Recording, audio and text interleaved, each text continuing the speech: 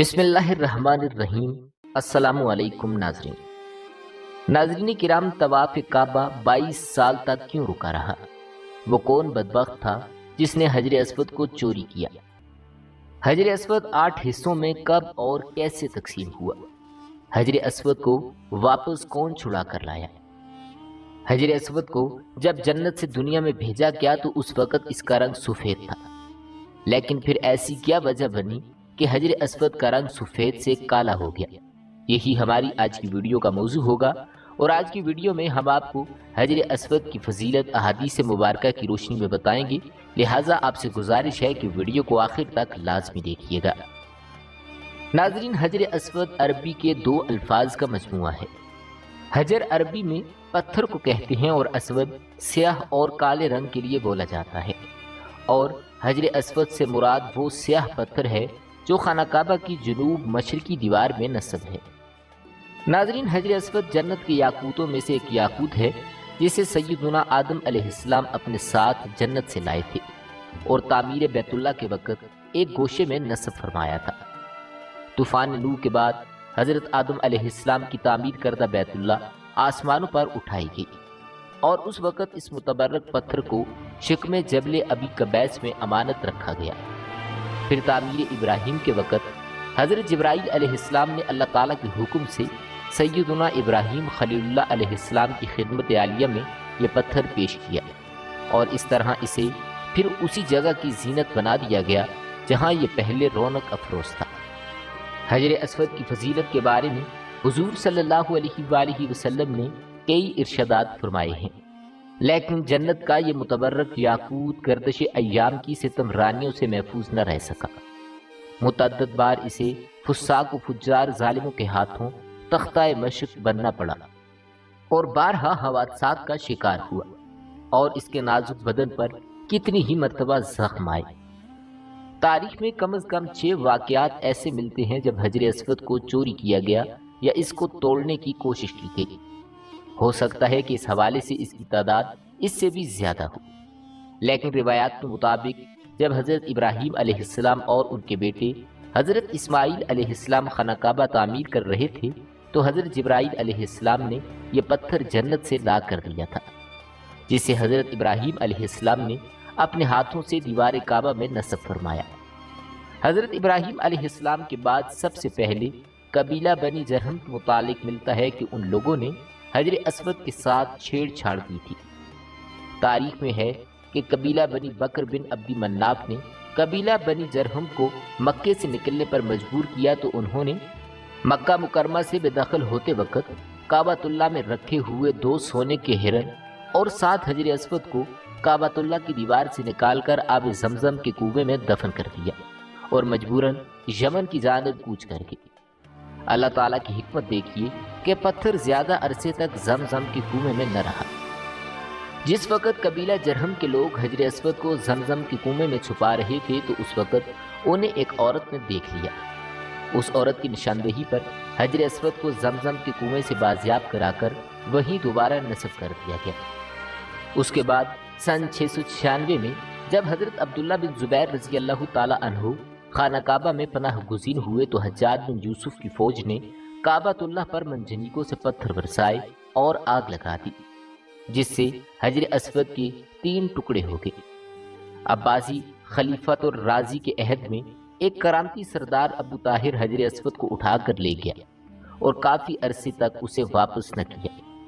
ابو طاہر نامی شخص کی قیادت میں کرامتین نے 317 ہجری میں مکہ مکرمہ کا محاصرہ کر لیا اور مسجد الحرام جیسے مقدس مقامات پر تقریباً 700 انسانوں کو قتل کیا، اور زمزم کے کنویں کو اور مسجد الحرام کے احاطے کو انسانی لاشوں اور خون سے بھر دیا۔ اس کے بعد اس نے مکہ کے لوگوں کی قیمتی اشیاء کو اور کعبہ مشرفہ میں رکھے ہوئے جوہرات کو غصب کر لیا۔ اس نے غلاف کعبہ کو چیر پھاڑ کر اپنے پیروکاروں میں تقسیم کر دیا، کعبۃ اللہ کے دروازے اور اس کے سنہری پرنالے کو اکھاڑ ڈالا، اور پھر بات یہیں پر ختم نہ ہوئی۔ 7 ذو الحج 317 ہجری کو ابو طاہر نے حجر اسود کو کعبہ کی دیوار سے الگ کر دیا اور اس کی جگہ کو خالی چھوڑ دیا، اور حجر اسود کو موجودہ بحرین کے علاقے میں منتقل کر دیا۔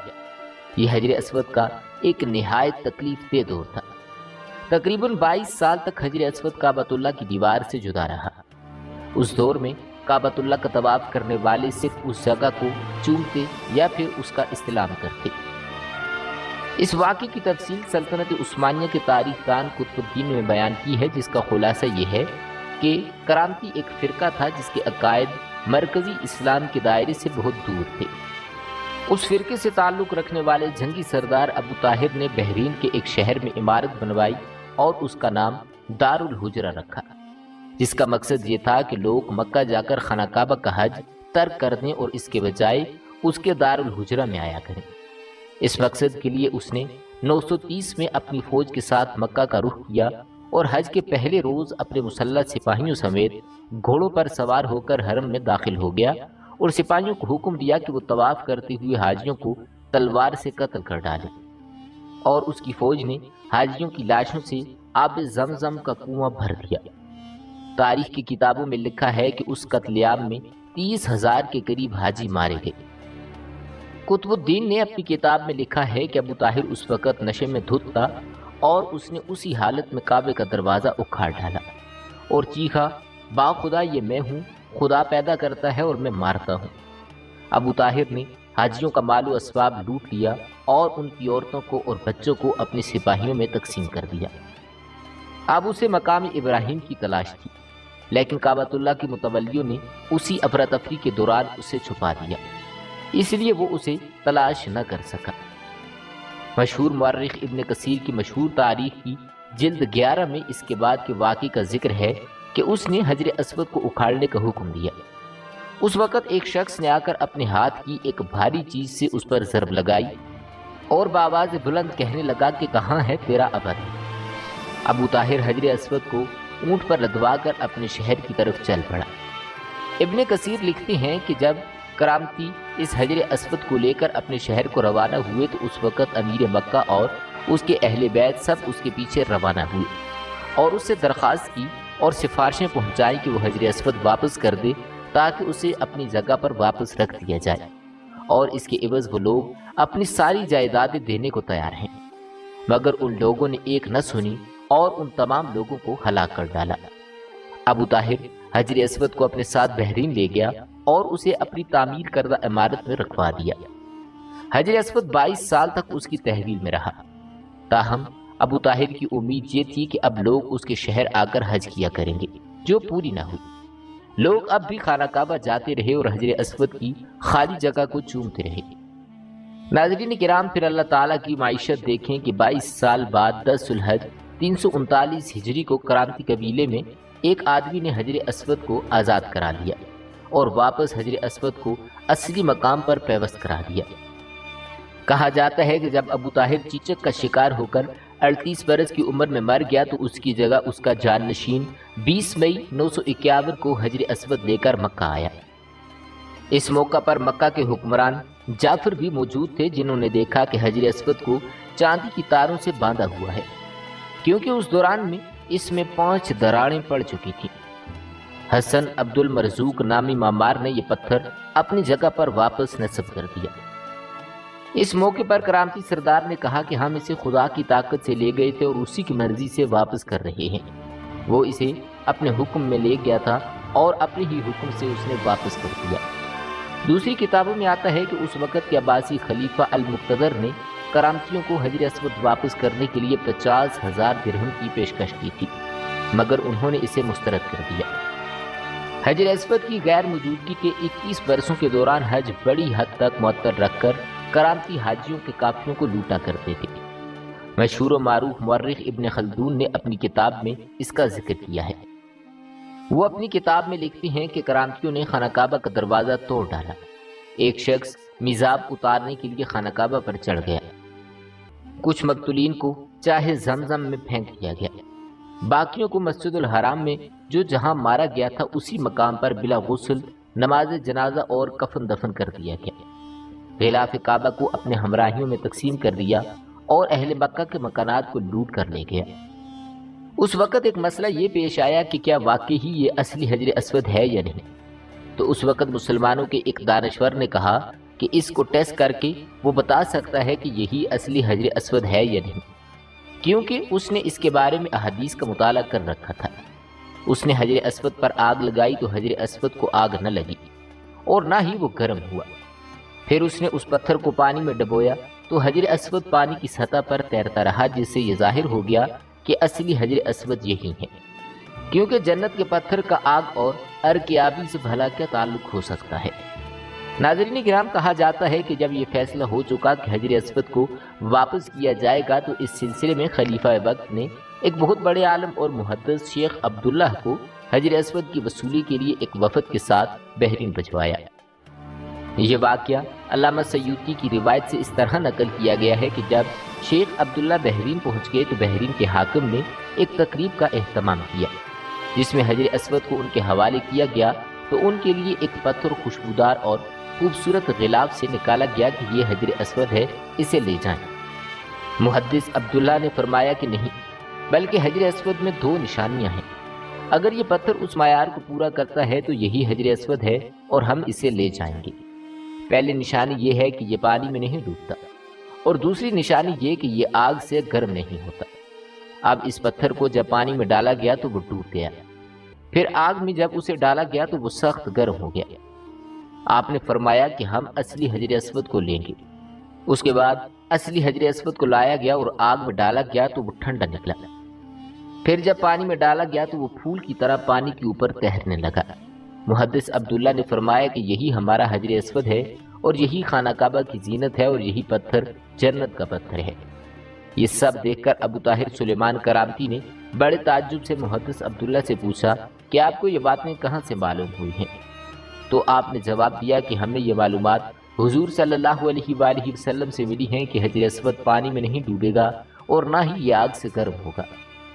اس کے بعد جب یہ قافلہ واپس مکہ مکرمہ کی طرف روانہ ہوا تو حجر اسود کو ایک کمزور اونٹنی پر رکھا گیا جس نے تیز رفتاری سے اسے خانہ کعبہ تک پہنچا دیا۔ حجر اسود کی وجہ سے اس اونٹنی میں زبردست طاقت آ گئی تھی، کیونکہ حجر اسود اپنے مرکز بیت اللہ کی طرف واپس جا رہا تھا۔ کہا جاتا ہے کہ جب حجر اسود کو بیت اللہ سے بحرین لایا جا رہا تھا تو جس اونٹ پر بھی رکھا جاتا تو وہ کچھ فاصلے کے بعد مر جاتا، حتیٰ کہ بحرین پہنچنے تک 40 اونٹ مر گئے۔ یہ واقعہ تاریخ کی مشہور کتاب البدایہ والنہایہ میں موجود ہے۔ ناظرین، اس طرح سے سن 363 ہجری میں ایک رومی شخص نے اپنے کلہاڑے سے حجر اسود پر کاری ضرب لگائی، جس سے اس پر چٹکنے کا ایک واضح نشان پڑ گیا۔ اس نے دوسری شدید ضرب لگانے کے لیے جیسے ہی اپنا کلہاڑا اٹھایا تو اللہ تعالیٰ کی مدد آن پہنچی اور قریب ہی موجود ایک یمنی شخص نے جو اس کی یہ گھناؤنی کارروائی دیکھ رہا تھا چشم زدن سے اسے قتل کر ڈالا، اور اس کی حجر اسود پر دوسری ضرب لگانے کی خواہش دل میں ہی دم توڑ گئی۔ اس کے بعد سن 413 ہجری میں فاطمی نے اپنے 6 پیروکاروں کو مکہ بھیجا، جس میں سے ایک الحاکم العبیدی تھا جو ایک مضبوط جسم کا مالک، سنہرے بالوں والا، طویل قد و قامت والا انسان تھا۔ وہ اپنے ساتھ ایک تلوار اور ایک لوہے کی سلاخ لایا تھا۔ اپنے ساتھیوں سمیت اس نے دیوانگی کے عالم میں حجر اسود پر تابڑ توڑ ضربیں لگائی جس سے اس کی کرچیاں اڑ گئیں۔ وہ بدبخت شخص ہیزانی کیفیت میں اول پھول بکتے ہوئے کہہ رہا تھا کہ معاذ اللہ، جب تک وہ اسے پورا نہ اکھاڑ پھینکے گا تب تک سکون سے نہیں بیٹھے گا۔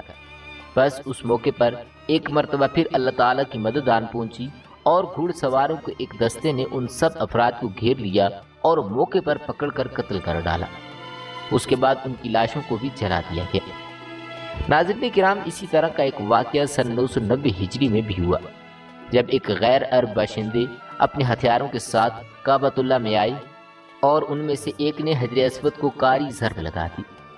اس وقت کا ایک شہزادہ نصیر طواف میں موجود تھا جس نے اسے فوری طور پر موت کے گھاٹ اتار دیا، اور پھر سن 1351 ہجری کے محرم کے مہینے میں ایک افغانی باشندہ طواف کعبہ کے لیے آیا اور اس نے حجر اسود کا ایک ٹکڑا توڑ کر باہر نکال دیا اور کعبے کے غلاف کا ایک ٹکڑا چوری کر ڈالا۔ اس نے کعبے کی سیڑھ کو بھی نقصان پہنچایا۔ کعبۃ اللہ کے گرد کھڑے محافظوں نے اسے پکڑ لیا اور مناسب کارروائی کے بعد موت کے گھاٹ اتار دیا۔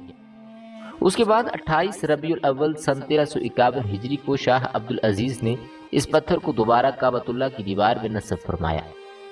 ناظرین کرام، حجر اسود اس وقت ایک مکمل پتھر کی صورت میں نہیں ہے جیسا کہ یہ جنت سے اتارا گیا تھا، بلکہ حوادثات زمانہ نے اس متبرک پتھر، جس کو بوسہ دینے کے لیے اہل ایمان کے دل ہر وقت بے چین رہتے ہیں، 8 ٹکڑوں میں تقسیم کر دیا۔ روایات کے مطابق سن 606 میں جب رسول کریم صلی اللہ علیہ وآلہ وسلم کی عمر مبارک 35 سال تھی، سیلاب نے کعبہ کی عمارت کو سخت نقصان پہنچایا اور قریش نے اس کو دوبارہ تعمیر کیا، لیکن جب حجر اسود رکھنے کا مسئلہ پیش آیا تو قبائل میں جھگڑا ہو گیا۔ ہر قبیلے کی یہ خواہش تھی کہ یہ سعادت اسے نصیب ہو۔ رسول کریم صلی اللہ علیہ وآلہ وسلم نے اس جھگڑے کو طے کرنے کے لیے یہ طریقہ اختیار کیا کہ حجر اسود کو ایک چادر میں رکھا اور تمام قبائل کے سرداروں کو کہا کہ چادر کے ایک ایک کونے کو پکڑ کر اٹھائیں۔ چنانچہ سب نے مل کر چادر کو اٹھایا، اور جب چادر اس مقام پر پہنچی جہاں اس کو رکھنا تھا تو آپ نے اپنے مبارک ہاتھوں سے اس کو دیوار کعبہ میں نصب فرمایا۔ سب سے پہلے عبداللہ بن زبیر نے حجر اسود پر چاندی چڑھائی۔ 1268 میں سلطان عبدالحمید نے حجر اسود کو سونے میں رنگ کروایا۔ 1281 میں سلطان عزیز نے اسے چاندی سے مزین فرمایا۔ ناظرین، یہاں آپ کو مختصر خانہ کعبہ کے متعلق بتاتے چلیں کہ خانہ کعبہ جو کہ پوری دنیا میں سب مسلمانوں کا قبلہ ہے اور دنیا کی پہلی مسجد حرام کے وسط میں واقع ہے۔ مسجد حرام کی خصوصیت یہ ہے کہ اللہ تعالیٰ نے اسے امن کا گہوارہ بنایا ہے، اور اس میں ایک نماز پڑھنے کا ثواب 1,00,000 نماز پڑھنے کے برابر ہے۔ اللہ تعالیٰ نے خانہ کعبہ کی جگہ کو باقی زمین سے 1000 سال پہلے پیدا فرمایا۔ یہ خطہ پانی پر ایک جھاگ کی شکل میں تیر رہا تھا، بس اللہ تعالیٰ نے اس خطے کے نیچے زمین کو بچھا دیا۔ حضرت آدم علیہ السلام جب اللہ تعالیٰ کے حکم سے زمین پر اترے تو آپ علیہ السلام پر وحشت طاری ہو گئی، اور آپ علیہ السلام نے اللہ تعالیٰ سے دعا کی۔ اللہ تعالیٰ نے بیت المعمور کو زمین پر نازل کیا، جو جنت میں یاقوت کا بنا ہوا تھا، اور اس میں سبز زبرجد کے دروازے تھے۔ ایک دروازہ مشرق کی طرف اور دوسرا دروازہ مغرب کی طرف تھا۔ اللہ تعالیٰ نے اسے اسی جگہ رکھ دیا جہاں آج خانہ کعبہ موجود ہے۔ اللہ تعالیٰ نے حضرت آدم علیہ السلام کو حکم دیا کہ اس کا اس طرح طواف کیا کرو جس طرح میرے عرش کے گرد فرشتوں کو طواف کرتے ہوئے دیکھتے ہو، اور اس کے پاس اس طرح سے نماز پڑھو جس طرح فرشتے میرے عرش کے پاس نماز ادا کرتے ہیں۔ جب حضرت آدم علیہ السلام ہند سے مکہ مکرمہ کی طرف پیدل روانہ ہوئے تو اللہ تعالیٰ نے ایک فرشتوں کو مقرر کر دیا تاکہ آدم علیہ السلام کی بیت اللہ کی طرف رہنمائی کرے۔ حضرت آدم علیہ السلام نے مناسک کے حج ادا کیے، اور جب حج سے فارغ ہوئے تو فرشتوں سے ملاقات کی۔ فرشتوں نے کہا کہ اے آدم، اللہ تعالیٰ آپ کو حج کا بہترین بدلہ عطا فرمائے۔ ہم نے اسی گھر یعنی بیت اللہ کا آپ سے 2000 سال پہلے طواف کیا تھا۔ حضرت آدم علیہ السلام نے ارض ہند سے مکہ مکرمہ کی طرف پیدل چل کر 40 مرتبہ حج فرمایا۔ بیت المعمور طوفان نوح تک زمین پر ہی رہا۔ اس کے بعد طوفان نوح کے وقت اللہ تعالیٰ نے اسے آسمان پر اٹھا لیا، اور جبرائیل علیہ السلام کو حکم دیا کہ وہ حجر اسود کو جبل ابی قبیس میں رکھ دے تاکہ حجر اسود طوفان نوح سے محفوظ رہے۔ چنانچہ خانہ کعبہ یعنی بیت اللہ کی جگہ حضرت ابراہیم علیہ السلام کے زمانے تک خالی رہی۔ طوفان نوح کے وقت جب خانہ کعبہ کی عمارت آسمان پر اٹھا لی گئی اور یہ جگہ ایک اونچے ٹیلے کی مانند رہ گئی، تو پھر اسی بنیاد پر حضرت ابراہیم علیہ السلام نے خانہ کعبہ کو تعمیر فرمایا۔ جب اللہ تعالیٰ نے ان کو حکم دیا کہ کعبہ کی تعمیر کرو تو اس وقت حضرت اسماعیل علیہ السلام بھی پیدا ہو چکے تھے۔ حضرت ابراہیم علیہ السلام نے اللہ تعالیٰ سے سوال کیا کہ اس جگہ کو واضح کر دے جہاں بیت اللہ کی تعمیر کی جائے۔ حضرت علی کرم اللہ وجہ الکریم اور حضرت حسن رضی اللہ تعالیٰ عنہ سے مروی ہے کہ حضرت عباس رضی اللہ تعالیٰ عنہ نے فرمایا کہ اللہ تعالیٰ نے ایک بادل کے ٹکڑے کو خانہ کعبہ کی جگہ کے تعین کے لیے بھیجا۔ جب وہ بادل کا ٹکڑا چلا تو حضرت ابراہیم علیہ السلام اس کے سائے میں چلتے رہے، یہاں تک کہ جب مکہ مکرمہ آیا تو بادل کا ٹکڑا بیت اللہ کی جگہ ٹھہر گیا۔ یہاں حضرت ابراہیم علیہ السلام کو آواز دی گئی کہ بادل کے ٹکڑے کے سائے کے نیچے خانہ کعبہ یعنی بیت اللہ کی تعمیر کرو، نہ اس میں کمی کرو اور نہ زیادتی۔ خانہ کعبہ کی جگہ کا تعین ظاہر ہونے کے بعد حضرت ابراہیم علیہ السلام نے خانہ کعبہ کی تعمیر شروع کی، اور حضرت اسماعیل علیہ السلام پتھر لا لا کر دیتے رہے۔ خانہ کعبہ کی 5 پہاڑوں طور، سینا، جبل زیتون، جبل لبنان جو ملک شام میں جبل جودی کا پہاڑ ہے، جبل ہرا جو کہ مکہ میں واقع ہے کے پتھروں سے بنائی تھی، اور باقی پہاڑوں کے پتھروں سے بیت اللہ کی دیواریں بلند کی گئی تھیں۔ جب حضرت ابراہیم علیہ السلام نے حجر اسود کی جگہ تک بیت اللہ تعمیر کر لیا تو اپنے بیٹے حضرت اسماعیل علیہ السلام سے فرمایا کہ میرے پاس ایک بہترین اور خوبصورت پتھر لاؤ جو لوگوں کے لیے بطور علامت قرار رہے۔ حضرت اسماعیل علیہ السلام ایک پتھر لائے۔ ابراہیم علیہ السلام نے فرمایا کہ اس سے بھی اچھا پتھر لاؤ۔ چنانچہ اسماعیل علیہ السلام پتھر کی تلاش میں نکلے تو جبل ابو قبیس سے آواز آئی کہ اے ابراہیم، تیرے لیے میں نے ایک امانت رکھی ہے، بس اس کو لے لے۔ حضرت ابراہیم علیہ السلام نے حجر اسود کو لا کر اس کی جگہ پر رکھ دیا۔ چنانچہ اسماعیل علیہ السلام پتھر کی تلاش میں نکلے تو جبل ابو قبیس سے آواز آئی کہ اے ابراہیم، تیرے لیے میں نے ایک امانت رکھی ہے، بس تو اس کو لے لے۔ ابراہیم علیہ السلام نے حجر اسود کو اس کی جگہ پر واپس رکھ دیا، جیسا کہ پہلا بھی تذکرہ ہو چکا ہے۔ مسلمانوں کے نزدیک یہ پتھر بہت مقدس اور متبرک ہے، اور جو مسلمان بھی حج کرنے جاتے ہیں ان کے لیے یہ لازم ہے کہ طواف کرتے ہوئے ہر بار حجر اسود کو بوسہ دیں۔ اگر ہجوم زیادہ ہو تو دور سے ہاتھ کے اشارے سے بوسہ دیا جا سکتا ہے۔ ناظرین، جب خانہ کعبہ کی دیواریں ہاتھ جتنی چن لی گئیں تو حضرت اسماعیل علیہ السلام ایک پتھر لائے جس پر کھڑے ہو کر حضرت ابراہیم علیہ السلام نے دیواریں مزید بلند کرنا شروع کر دیں۔ روایات میں آتا ہے کہ جو دیواریں اونچی ہوتی جاتی تھیں یہ پتھر آپ ہی بلند ہوتا جاتا تھا، اور جب ابراہیم علیہ السلام اس پتھر سے اترنا چاہتے تو نیچے ہو جاتا۔ اس پتھر پر حضرت ابراہیم علیہ السلام کے قدموں کے نشانات اب تک موجود ہیں۔ یہ پتھر اس زمانے سے حضرت عمر فاروق رضی اللہ تعالی عنہ کے دور خلافت تک کعبہ کی دیوار کے ساتھ چپکا رہا۔ پھر اس پتھر کو حضرت عمر فاروق رضی اللہ تعالی عنہ نے خانہ کعبہ سے کچھ دور کر دیا تاکہ طواف کے وقت رکاوٹ نہ بنے، جسے آج مقام ابراہیم کہا جاتا ہے۔ کعبہ کو اسلام سے قبل کل 4 مرتبہ تعمیر کیا گیا۔ اول حضرت ابراہیم علیہ السلام نے تعمیر فرمایا، اور اس کا ذکر ہمیں قرآن و حدیث میں بھی ملتا ہے کہ حضرت آدم علیہ السلام نے خدا تعالیٰ کے حکم سے کعبہ شریف کی تعمیر کی۔ حضرت ابراہیم علیہ السلام نے جب کعبہ تعمیر کیا تو انہوں نے کعبہ کو 9 گز یعنی 4.5 میٹر اونچا رکھا۔ مشرق کی جانب سے بیت اللہ کی لمبائی کو 32 گز یعنی 16 میٹر رکھا۔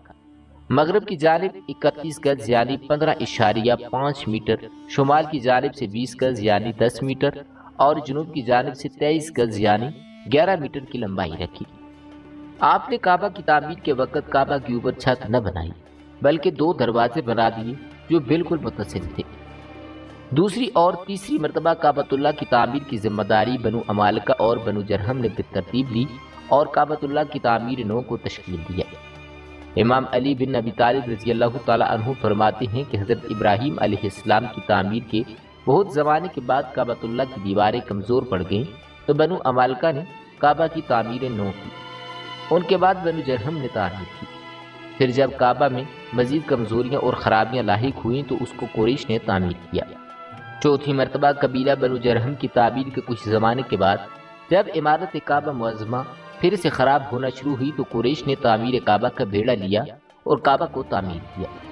تاریخ کی کتابوں میں قریش کی تعمیر کعبہ کی وجہ آتی ہے کہ قبیلہ قریش سے ایک عورت کعبہ کو روشن کرنے کی غرض سے روشندان میں کچھ چنگاریاں لے کر جاتی ہے، اور اچانک سے اس سے کچھ چنگاریاں اڑ کر غلاف کعبہ کو لگ جاتی ہیں اور وہ آگ پکڑ لیتا ہے، جس کی وجہ سے کعبۃ اللہ کی دیوار کو کافی نقصان پہنچتا ہے۔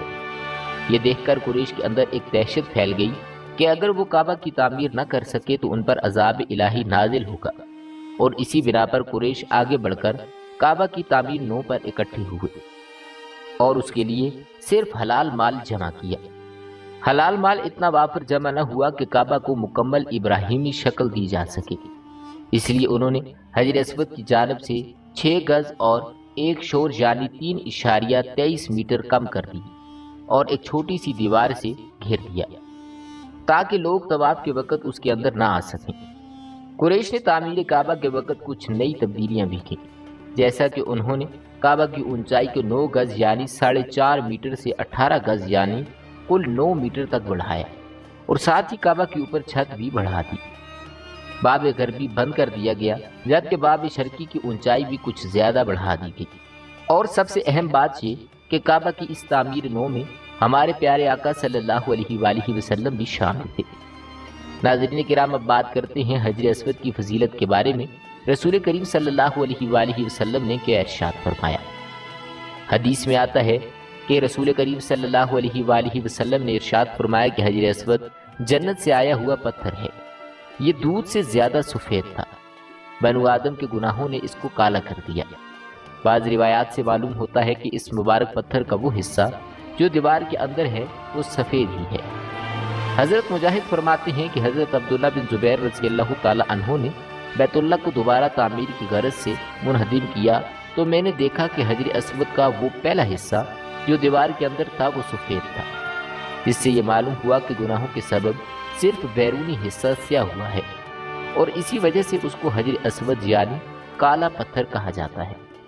جب بیت اللہ کی تعمیر اس جگہ پہنچی جہاں حجر اسود نصب ہونا تھا تو قریش میں اختلاف پیدا ہو گیا۔ قبیلے کی ہر شاخ کے لوگ یہ چاہتے تھے کہ حجر اسود وہاں رکھنے کا شرف ان کو حاصل ہو۔ یہ اختلاف اتنا بڑا کہ نوبت قتال کی طرف آن پہنچی، تلواریں میانوں سے نکل آئیں۔ اتنے میں ابو امیہ مخدوم جو قریش کے ایک معمر شخص سے اٹھے اور کہنے لگے کہ ہمارے درمیان اس تنازع کا فیصلہ وہ شخص کرے گا جو کل سب سے پہلے کعبۃ اللہ میں داخل ہوگا۔ اس بات پر سب متفق ہو گئے۔ ادھر فیصلہ خداوندی ہو چکا تھا کہ کعبۃ اللہ میں سب سے پہلے داخل ہونے والے حضور صلی اللہ علیہ وآلہ وسلم ہوں گے۔ چنانچہ اگلے دن حرم کعبہ میں داخل ہونے والے سب سے پہلے شخص حضور صلی اللہ علیہ وآلہ وسلم تھے۔ لوگوں نے آپ کو دیکھا تو بیک وقت کہا کہ یہ امین ہیں، ہم ان کے فیصلے پر راضی ہیں۔ آپ صلی اللہ علیہ وآلہ وسلم کو صورتحال سے باخبر کیا گیا تو آپ صلی اللہ علیہ وآلہ وسلم نے ایک چادر طلب کی اور اپنے دست مبارک سے حجر اسود کو اٹھا کر اس کے درمیان رکھ کر فرمایا کہ ہر قبیلے کا سردار چادر کے کونوں کو پکڑ کر اس کو وہاں تک پہنچا دے۔ تب آپ صلی اللہ علیہ وآلہ وسلم نے دست مبارک سے اس پتھر کو اٹھا کر اپنی جگہ پر نصب فرما دیا۔ آپ صلی اللہ علیہ وآلہ وسلم کے اس حکیمانہ فیصلے پر سب نے رضامندی اور خوشی کا اظہار کیا۔ کعبہ کی دیوار کے جس کوسے میں حجر اسود کو نصب کیا گیا اسے رکن حجر اسود کہتے ہیں۔ کعبۃ اللہ کی دیوار میں اس پتھر کے ٹکڑے جڑے ہوئے ہیں۔ شروع میں یہ ایک ہی ٹکڑا تھا، مگر کرامتی اور ان کے بعد کچھ ایسے حادثات پیش آئے کہ اس کا ظاہری حصہ ٹوٹ گیا۔ اب اس کے چھوٹے چھوٹے 8 ٹکڑے ہیں۔ ان چھوٹے ٹکڑوں کو جوڑ کر ایک بڑا پتھر ترتیب دے کر اس کے اوپر چاندی کا فریم لگا دیا گیا۔ ناظرین، یہی وہ ٹکڑے ہیں جن کو بوسہ دینا مسنون ہے، نہ کہ وہ بڑا پتھر جس میں یہ پتھر جڑے ہیں، اور نہ چاندی کا وہ خول جو پتھر کے اوپر چڑھا ہوا ہے۔ حج و عمرہ کرنے والوں کے لیے حجر اسود کو دیکھنا اور اس کو بوسہ دینا بڑی فضیلت ہے۔ حج و عمرہ کرنے والے میقات سے احرام باندھتے ہیں، پھر لبیک اللہم لبیک کہتے ہوئے کعبہ شریف پہنچتے ہیں۔ طواف کعبہ شروع کرنے کے لیے حجر اسود کی طرف جانا پڑتا ہے۔ تلبیہ پڑھنا بند کر دیا جاتا ہے اور اوپر کی چادر مرد حضرات کو دائیں بغل کے نیچے سے نکال کر بائیں کندھے پر ڈالنی پڑتی ہے۔ اس طرح دایاں کندھا اور بازو ننگا رکھا جاتا ہے۔ اسی حالت میں حجر اسود کے سامنے آنا پڑتا ہے، اور جب وہ بالمقابل آ جائیں تو قدریں دائیں طرف رہیں۔ بوسہ دینا ممکن نہ ہو تو ہتھیلیوں کو حجر اسود کی طرف کرنا پڑتا ہے اور ہتھیلیوں کو پھر چوما جاتا ہے۔ اس فعل کو استلام کہتے ہیں۔ طواف کرنے کے لیے دائیں طرف رخ کرنا پڑتا ہے۔ بیت اللہ کے گرد چکر لگانا شروع کیا جاتا ہے اور حجر اسود پر آ کر ایک چکر مکمل ہو جاتا ہے۔ حجر اسود پر ازدحام نہ کیا جائے اور نہ کسی کو تکلیف کا نشانہ بنایا جائے۔ حکومت نے حجر اسود کے پاس بیت اللہ کی دیوار سے ایک ایسی جگہ بنا دی ہے جس پر ایک منظم طریقے سے کھڑے ہو کر بوسہ لینے والوں میں نظم و نسق برقرار رہے۔ عورتوں کو مردوں کی بھیڑ میں گھس کر بوسہ لینے کی کوشش نہیں کرنی چاہیے، اور جب حجر اسود کی طرف اشارہ کر کے ہاتھ کا سلام کیا جائے تو اس وقت آواز بلند نہ کی جائے۔ حجر اسود والے کونے اور خانہ کعبہ کے دروازے کے درمیانی جگہ کو ملتزم کہتے ہیں۔ یہ قبولیت دعا کی جگہ ہے، اور اس مقام پر سنت یہ ہے کہ بیت اللہ کی دیوار سے چمٹ کر دعا کی جائے۔ اس جگہ ہر انسان اللہ تعالیٰ سے جس چیز کا سوال کرتا ہے اور جس چیز سے پناہ مانگتا ہے اللہ تعالیٰ اس کو عطا فرما دیتے ہیں۔ ناظرین، حجر اسود کے متعلق کچھ احادیث مبارکہ آپ کو سناتے چلیں۔ کہ حضرت عبداللہ بن عمر رضی اللہ تعالی عنہ بیان کرتے ہیں کہ میں نے رسول کریم صلی اللہ علیہ وآلہ وسلم کو یہ فرماتے ہوئے سنا کہ بلا شبہ حجر اسود اور مقام ابراہیم جنت کے یاقوتوں میں سے یاقوت ہیں۔ اللہ تعالیٰ نے ان کے نور اور روشنی کو ختم کر دیا۔ اگر اللہ تعالیٰ اس کی روشنی کو ختم نہ کرتا تو مشرق و مغرب کا درمیانی حصہ روشن ہو جاتا۔ حجر اسود اللہ تعالیٰ نے زمین پر جنت سے اتارا ہے۔ ابن عباس رضی اللہ تعالیٰ عنہ بیان کرتے ہیں کہ رسول کریم صلی اللہ علیہ وآلہ وسلم نے ارشاد فرمایا کہ حجر اسود جنت سے نازل ہوا ہے۔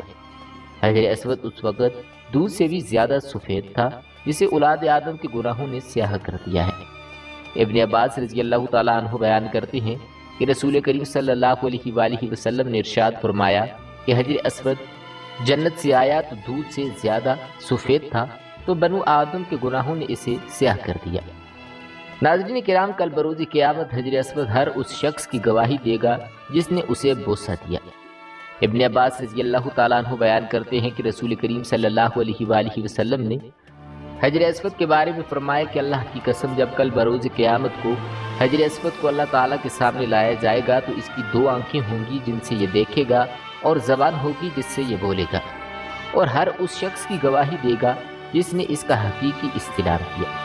حجر اسود کا استلام یا بوسہ یا اس کی طرف اشارہ یہ ایسا کام ہے جو طواف کی ابتدا ہی میں کیا جاتا ہے، چاہے وہ طواف حج ہو یا طواف عمرہ یا پھر نفلی طواف کیا جا رہا ہو۔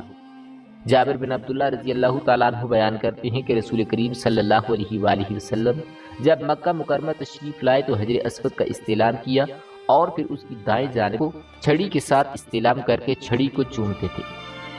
ناظرین، اگر استلام سے بھی عاجز ہو تو اشارہ کریں اور اللہ اکبر کہیں۔ ابن عباس رضی اللہ تعالیٰ عنہ بیان کرتے ہیں کہ رسول کریم صلی اللہ علیہ وآلہ وسلم نے اپنے اونٹ پر طواف کیا تو جب بھی حجر اسود کے پاس آتے تو اشارہ کرتے اور اللہ اکبر کہتے۔ حجر اسود کو چھونا گناہوں کا کفارہ ہے، اور اس کے بارے میں ابن عمر رضی اللہ تعالیٰ عنہ بیان کرتے ہیں کہ رسول کریم صلی اللہ علیہ وآلہ وسلم نے فرمایا کہ اس کا چھونا گناہوں کا کفارہ ہے۔ ناظرین کرام، حجر اسود کی فضیلت کے لیے یہ بات کافی ہے کہ رسول کریم صلی اللہ علیہ وآلہ وسلم کا دست مبارک اور مبارک ہونٹ اس پر لگے ہیں۔